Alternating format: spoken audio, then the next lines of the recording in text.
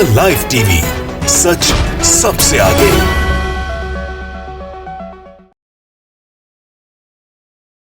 नमस्कार, आदाब। मैं रजा अंसारी, द लाइव टीवी पर आपका स्वागत है। पश्चिम बंगाल का चुनाव चल रहा है। पश्चिम बंगाल में अब लड़ाई तिकोने हो चुकी है। कल तक भारतीय जनता पार्टी और दूसरी तरफ टीएमसी के बीच चल रही थी, तो अब भारतीय जनता पार्टी के पास कैडर नहीं मिल रहा है, कैंडिडेट नहीं मिल रहा है। कांग्रेस के कैंडिडेट को बिना बताए वो टिकट दे देते हैं और टिकट जब नहीं स्वीकारा जाता है तो अपॉलॉजी लेटर सामने आ जाता है। अब सवाल ये उठ गया है कि खड़गपुर में प्रधानमंत्री नरेंद्र मोदी ने कहा है कि 70 साल से जितना जो है सीपीआईएम, कांग्रेस और ममता बनर्जी ने विनाश किया है उसको हम 5 साल दीजिए, विकास कर दिखाएंगे। अब कहां पर उन्होंने, गुजरात में या आप कह सकते हैं मध्य प्रदेश में, या फिर आप बिहार पकड़ेंगे, उत्तर प्रदेश पकड़ेंगे, इन जगहों पर विकास नहीं हो रहा है, मगर साहब को यहीं पर विकास नजर आ रहा है। तो कुछ आज सामान्य व्यक्ति है जिनसे हम बातचीत करें, कुछ पॉलिटिकल लोग हैं, नॉन पॉलिटिकल लोग हैं, उनसे एक बात बताइए। वो प्रधानमंत्री नरेंद्र मोदी ने कहा है खड़गपुर में कि 70 साल से कांग्रेस और टीएमसी और सीपीआईएम ने बंगाल को पीछे ढकेल दिया, हमको 5 साल दीजिए, हम ठीक कर देंगे। जी जी जी, अरे मोदी जी आप सुन लीजिए कान खोलकर। आपको 5 नहीं 10 साल तक हम लोग दे दिए, और 10 साल में, अब तो 70 साल की बात कर रहे हैं, 10 साल में 70 साल में जो डेवलपमेंट कांग्रेस की सरकार ने किया और जो जितने डेवलपमेंट किया एलआईसी से लेकर सारे कुछ को आप अभी बेचने की काम कर रहे हैं। तो जो बेच रहे हैं, तो आप क्या भरोसा कि आप बंगाल के इतने अच्छे चीजों को बेच नहीं देंगे, आप कॉलेजों को बेच नहीं देंगे, आप जो फैक्ट्रियां है, जो न्यू जनरेशन के लिए जो एक एम्प्लॉयमेंट के आशा है, उस आशा को आप बेच नहीं देंगे। ये मोदी की बात, उसके बाद तो ऐसे झूठा है, पैदाइशी से झूठा। वो अपना बीबी का नहीं हुआ, बीबी भी छोड़ दी, वो अपने माँ का नहीं हुआ, वो हम लोग का क्या होगा? ये देश क्या चलाएगा? वो देश चलाने वाला है ही नहीं। वो तो चाय बेचता था, वो चाय ही में रहता, तो आज ये हिंदुस्तान अच्छा डेवलप करता। आज इसका इकोनॉमी कितना गिर गया, इकोनॉमी कितना गिर गया। यही मोदी जी क्या साला रेल को बेच दे रहे, इसको बेच दे रहा, पूरी दुनिया को बेचने मांग रहा है। ये साला हम लोग को भी हिंदू मुसलमान बोल के दंगा फसाद, ये ममता भी ये उसके साथ दे रही है। अभिषेक को बचाने के लिए ममता भी इसमें जुड़ रहे हैं। बंगाल की जनता, और खास करके मैं बताना चाहता हूं, जो बंगाली देख रहे हैं, हिंदू मुसलमान में यहाँ कोई आपस में भाईचारा है यहाँ। और एक बात सुनिए, ये जो सरकार मोदी जी का जो लाने की कोशिश कर रहा है, ये बंगाल विरोधी सरकार है, ये बंगाली अस्मिता की विरोधी सरकार है, ये रविंद्रनाथ ठाकुर का टैगोर बनाने का सरकार है। जो जिनको मालूम नहीं कि रविंद्रनाथ ठाकुर को ठाकुर कहा जाता है, उस जैसे बीजेपी को बंगाल रिजेक्ट करते हैं। ये नेताजी सुभाष चंद्र, ये स्वामी विवेकानंद का बंगाल है। ये स्वामी विवेकानंद के बंगाल में किसी बीजेपी जैसे सांप्रदायिक और जालिम, सिर्फ जालिम ही नहीं, युवाओं का दुश्मन, महिलाओं का दुश्मन। क्यों महिलाओं का दुश्मन? हाथरस का कांड इसकी गवाह है। सिर्फ हाथरस नहीं, बहुत जगह इसका ज्वलंत उदाहरण है। बीजेपी तो पूरी दुनिया में, पूरे हिंदुस्तान में साला इतना मक्कार, इतना ये दंगा फसाद। ये देखिए आप, एक किसान का ये मामला, उसका भी अटल, ये खालिस्तान, वो तो ये जो अमित शाह, वो भी तो खालिस्तानी है, वो तो वजूद नहीं है हिंदुस्तान में, उसका तो यहाँ का वजूद है, वो तो पाकिस्तान का रहने वाला है। बीजेपी पोलराइजेशन पॉलिटिक्स, हमने आपको पहले भी कहा था कि वो मतभेद पॉलिटिक्स, जात पात का पॉलिटिक्स बंगाल वाले एक्सेप्ट नहीं करेंगे। ये यूपी नहीं है, ये बंगाल है, पश्चिम बंगाल है। यहाँ की सभ्यता, यहाँ की कल्चर, यहाँ इस बात की इजाजत नहीं देती कि यहाँ पर धार्मिक राजनीति हो। कांग्रेस एनालाइज इस चीज की बहुत कड़ी निंदा करती है। वो कह रहे हैं कि पश्चिम बंगाल की महिला सुरक्षित नहीं है, योगी आदित्यनाथ ने मालदा में कहा। अरे योगी जी, उनसे आप सुन लीजिए कान खोलकर, पश्चिम बंगाल की महिलाओं को बाद में सुरक्षा दीजिएगा, क्योंकि यहाँ पश्चिम बंगाल रात 11, 12, 1 बजे तक महिलाएं घूमती है। लेकिन यूपी में जाके आप देख लीजिए हालत क्या है। आप अपने राज्य को देख लीजिए, जब अपने राज्य को संभाल नहीं पाते हैं तो बंगाल में आके जुमलेबाजी करके आपको कोई फायदा नहीं है। और मालदा की सरजमीन को आप चाहते हैं कि हटिया ले, इतनी आसान बात नहीं है। बंगाली जो हिंदू मुसलमान है, ये आपको तहे दिल से रिजेक्ट करता है, दिल से रिजेक्ट करता है, एकदम दिल से नहीं मानता। क्योंकि बंगाल के लोगों की अंदर जो जहर घोलने की कोशिश कर रहा है ना, ये उनका कामयाब नहीं होगा, क्योंकि बंगाल के अंदर पहले से ही भाईचारा मौजूद है। इसकी नस नस में भाईचारा चल रहा है, खून खून में भाईचारा है। तो बंगाल में ये आ नहीं सकता और इनको हम लोग रिजेक्ट करते हैं, बार बार करते हैं। प्रधानमंत्री नरेंद्र मोदी भी दाढ़ी एकदम टोपी भी बढ़ा के यहाँ एकदम ये आ रहे हैं, ये अपना मक्कारी या फरेबी दिखाने कि हम रविंद्रनाथ टैगोर हैं, हमें वोट दीजिए। ये उनका काम हो जाएगा, फिर ये दाढ़ी भी खत्म हो जाएगी और इसका टोपी भी खत्म हो जाएगा। सबको टोपी देके वो टोपी पहन के चले जाएंगे। वो ये है नरेंद्र मोदी। 15 लाख रुपया आपको 15 लाख 15 रुपया वो नोच के नहीं देगा, वो नोच के तो खुद ले लिया, रेल को बेच दिया, इसको बेच दिया, क्या देगा वो दे रहा अंबानी, संबानी को, वही लोग को दे। वो उसका भाई कौन है, अदानी, हाँ वो इसी को। डाकू लग रहा है। डाकू लग रहा है, ऐसा बात क्या है? बोलेंगे नहीं भाई, उन्हीं की वजह से सब मुखमरी चल रहा है, देख रहे नहीं। कभी लॉकडाउन तो कभी वो किसान को कभी देखते नहीं है, कभी कुछ नहीं देखते हैं, क्या बोलेंगे? बोलिए किसान को लोग बोल रहा है पाकिस्तानी है, उनको बोलने से क्या होगा? हाँ, इतना दिन तो हम लोग रहे, हम लोग को भी बोल देगा कल लोग पाकिस्तानी है, बांग्लादेशी है, तो हम लोग क्या कर लेंगे? बोल लीजिए क्या कर लेंगे? अभी उनका हाथ में पावर, जो चाहता है वो बोल देता है, जो चाहेगा बोल रहा है, और क्या। अरे भैया, अगर ये गिदड़ अगर शेर का खाल पहन ले तो शेर नहीं होता है, ठीक है? शेर का अगर खाल पहन ले तो वो शेर नहीं होता है। और वो प्रधानमंत्री हैं, इसलिए उनका नाम मैं नहीं लूंगा। उनका कुछ तो इज्जत रखना चाहिए, पोस्ट का उनका है, ठीक है। तो ये बताइए कि अभी जो बीजेपी के लोग कह रहे हैं कि हम सरकार में आ रहे हैं, कांग्रेस के कैडरे के लीडर हैं सौमिन मित्रा की मतलब के बीवी है, पत्नी है, उनका नाम है शेखा मित्रा। वो शिखा आंटी उनको बहुत जोर का तमाचा दी हैं। वो साथ प्रेस कॉन्फ्रेंस की और बोल भी दी, ठीक है? उनको जो बोलना था वो बोल दिया, आप लोग खुद सुने होंगे, टीवी में देखे भी होंगे। वो जबरदस्ती उनको कैंडिडेट बनाना चाह रहा था, तो वो उनको जो बोलना था वो बोल दी, उसको बाद में माफ़ी भी मांगना पड़ा। प्रधानमंत्री कह रहे हैं कि हमको मौका दे दीजिए, ठीक कर देंगे सब। हाँ, आपको मौका देंगे, आप एक मौका देंगे आपको प्रधानमंत्री। 2000 आने दीजिए, इसके बाद लोकसभा के इलेक्शन और 24 की लोकसभा में आपको ऐसा मौका देंगे कि झोला उठा के भागना होगा। अच्छा, झोला उठा के भेजा जी बिल्कुल, उनको भागना होगा। वो कहते हैं ना कि झोला उठा के चले जाएंगे, तो फकीर बन जाइए भाई। हम लोगों को फकीर मत कीजिए, जनता को फकीर मत कीजिए, बंगाल के युवाओं को फकीर मत कीजिए, महिलाओं को फकीर मत कीजिए। और इसको जो आप फकीर करना चाहते, भारत वर्ष को, हिंदुस्तान को फकीर करना चाहता है, ये फकीर करने का जो आपका आशा है, होप है, ये कांग्रेस होने नहीं देगा और जनता होने नहीं देगा। कि मोदी जी के भी रैली में बहुत भीड़ हुआ था। वो तो मोदी जी सबको तो टेम्पोररी सब कहाँ से पकड़ के लाया, तुमको ये देंगे वो देंगे, झांसा दे के वो लाया, उसका काम हो गया। लेकिन उतना भीड़ तो हुआ ही नहीं उसका, जितना भी कर ले पूरा दुनिया रेला। कांग्रेस का बहुत भीड़ हुआ पूरा हिंदुस्तान में। एक बात बताइए, आप जो बोल रहे हैं कि बीजेपी वाला लाया पकड़ के, तो आपको अगर 1000 रुपया दे दिया बीजेपी तो आप 1 करोड़ रुपया दे देगा तो साला हम जिंदगी में नहीं जाने वाले हैं हम लोग, क्योंकि हम लोग यहाँ के पैदे हैं, बाप दादा थे, हैं, हमेशा रहेंगे। ये हमारा धरती है 62, यहीं में मरे हैं, यहीं पर मेरा सब खानदान गया और हम भी जाएंगे। कि बीजेपी की जो ब्रिगेड है उसमें भीड़ हुआ, तो उसके भीड़ इतना हुआ कि उनके मिनिस्टर लोग जो है ना, वो कांग्रेस और सीपीआईएम का जो भीड़ है उसको कटिंग करके बीजेपी का दिखा रहा था, इतना भीड़ हुआ। दीदी के मैनिफेस्टो पढ़े? मैनिफेस्टो नहीं पढ़े? वो भी तो अंबानी वाला काम कर रही है, रिलायंस वाला, free free free free free. अभी सब फ्री है, 2 महीने के बाद फिर सब में लगना शुरू हो जाएगा, सब में फिर लगना टैक्स शुरू हो जाएगा।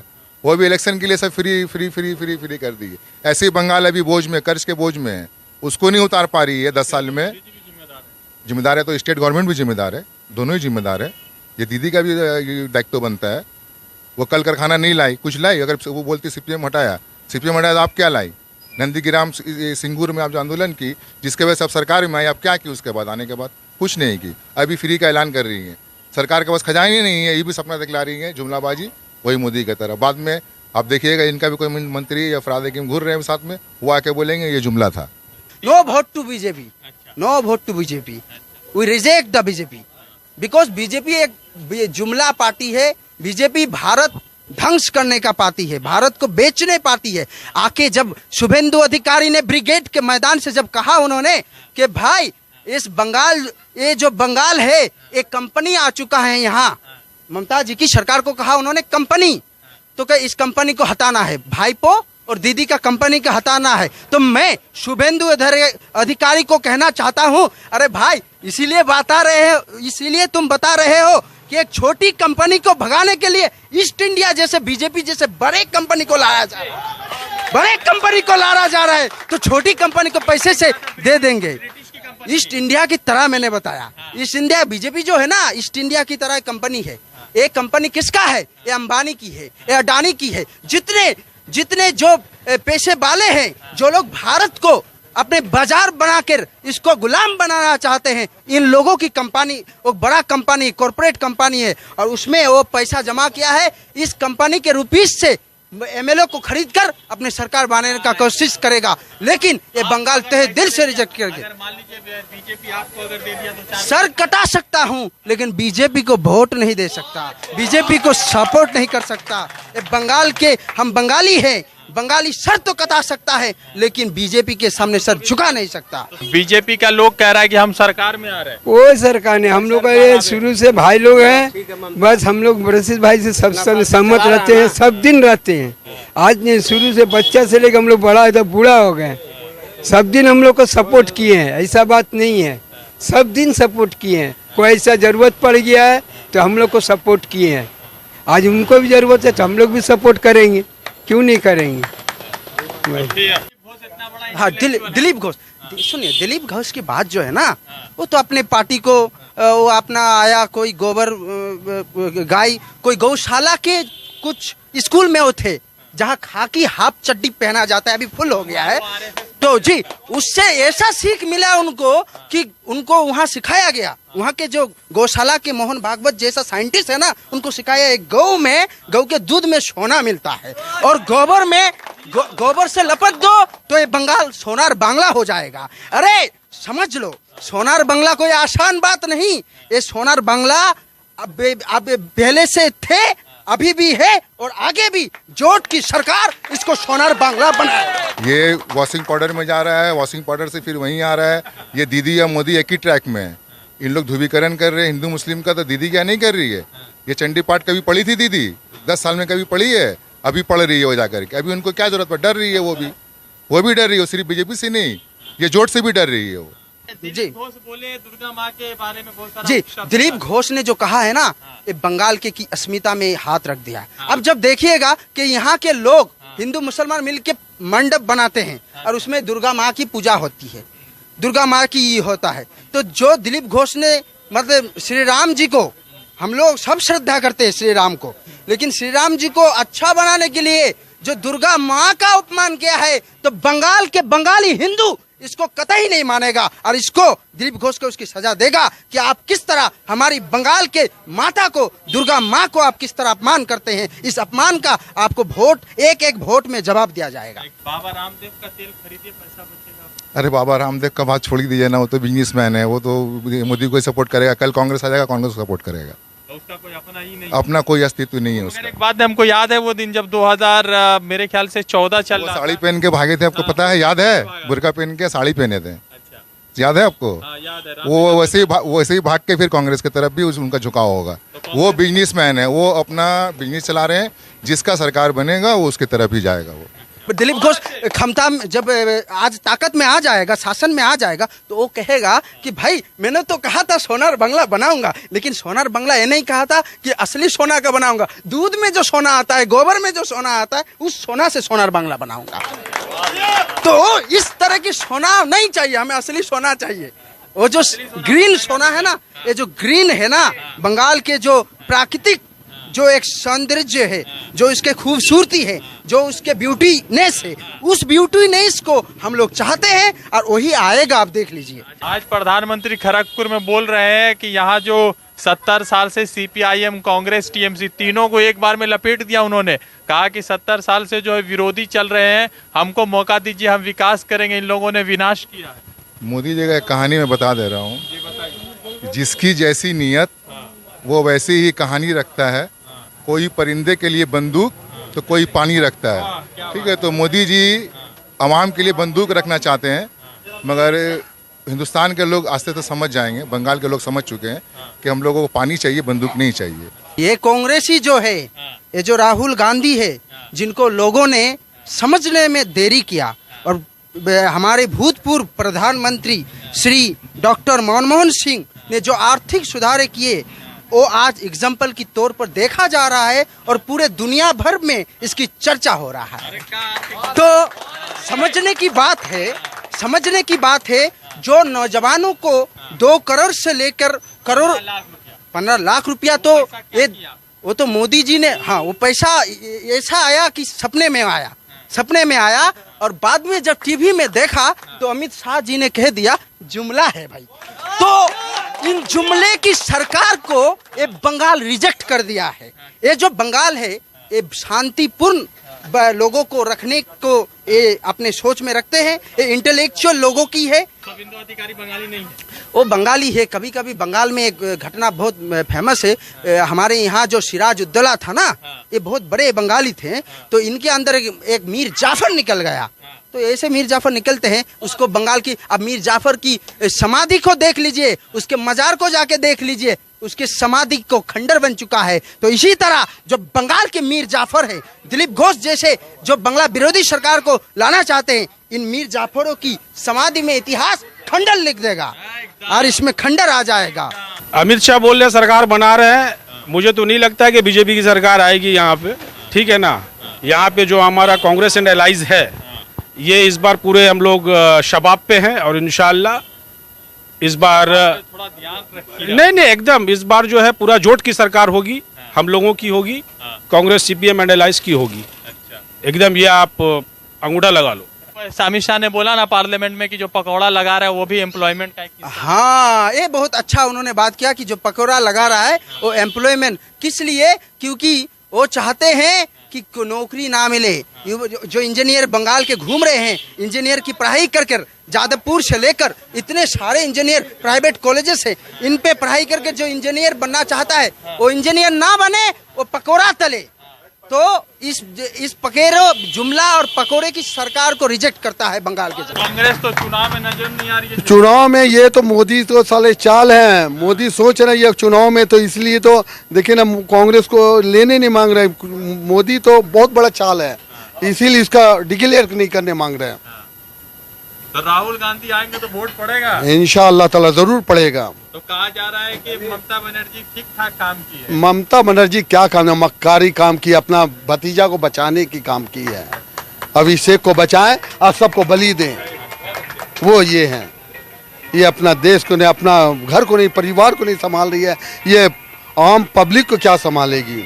के बात अगर जीत की है तो आप फैसला कर लें। हमने कई बार जमाने का भरम तोड़ा है, ठीक है, फैसला होगा। हाँ होगा फैसला, ठीक है। तो प्रधानमंत्री जो बंगला इन दिनों बोल रहे हैं, तो उसका फायदा नहीं पड़ेगा बंगला बोलने का? बंगला तो टूटा फूटा बंगला बोल रहे हैं, ऐसी कोई बात नहीं है। जरा सा वो बंगालीज को अपने आकर्षित, अपनी तरफ आकर्षित करने के लिए वो बंगाल वासी भी समझ रहे हैं कि वो बंगला किस लिए बोल रहे हैं। कोई रविंद्रनाथ टैगोर की तरह दाढ़ी रख लेने से टैगोर नहीं बन जाता है, या नोबेल पीस प्राइज नहीं मिल जाएगा उनको। तो है चोला बदले हुए हैं, कोई बात नहीं। अच्छा, तो अभी राम जी का नाम बहुत ले रहे हैं लोग। देखिए, धर्म का नाम लेकर के आदमी बोलना गलत बात है। अपना अपना धर्म सब देखिए, लेकिन भाईचारा में सब रहिए। अपना अपना धर्म देखिए। आप हिंदू है, ठीक है, अपना ही कीजिए। हम हिंदू है, आप मुसलमान है, मैं नमाज पढ़ी, ठीक है, लेकिन खाइए एक जगह, एक जगह बैठ के खाइए, जैसा लगे कि नहीं कोई अपना दूसरा कोई है, अपना भाई जैसा है, ऐसे ही अच्छा। चलिए, तो सवाल ये उठ गया है कि 2 मई को सरकार किसकी बनेगी, मगर एक बड़ा सवाल ये है कि भारतीय जनता की पार्टी के पास कैंडिडेट नहीं है। जिनके पास कैंडिडेट नहीं है वो एमपी को उतार रहे विधानसभा के इलेक्शन में। अब मुझे डर ये लग रहा है कि अगर वो विधानसभा के इलेक्शन में जीत जाएंगे तो एमपी में रहेंगे या विधानसभा में बने रहेंगे, इस पर जो है थोड़ा सा मसला पैदा हो रहा है। मगर एक चीज़ तो ज़रूर है कि टीएमसी पार्टी और उस दूसरी तरफ जो है जो दूसरे अन्य पार्टी है उसका जिस तरह से रोड पर हवा या जिस तरह से मजबूत है, वहाँ पर भारतीय जनता पार्टी उस तरह से नहीं दिख रही है और भारतीय जनता पार्टी के पास कैंडिडेट नहीं है। और कांग्रेस के कैंडिडेट को, जो पुरानी कांग्रेस की कैंडिडेट रही है, जो मतलब कांग्रेस के यहाँ के अध्यक्ष रहे, उनकी पत्नी को टिकट देने की कोशिश की गई थी, मगर पत्नी ने मुंह पर टिकट मार दिया, भारतीय जनता पार्टी के मुंह पर टिकट मार दिया। अब सवाल ये है कि 2021 का जो चुनाव है, लोकसभा 2024 का सेमीफाइनल होने वाला है, और जो यहाँ जीतेगा वही 2024 में दिल्ली में बैठेगा, ऐसा आप उम्मीद कर सकते हैं, अनुमान लगा सकते हैं। रज़ा अंसारी की रिपोर्ट, द लाइव टीवी के लिए जुड़ते दूसरे अपडेट के साथ शुक्रिया।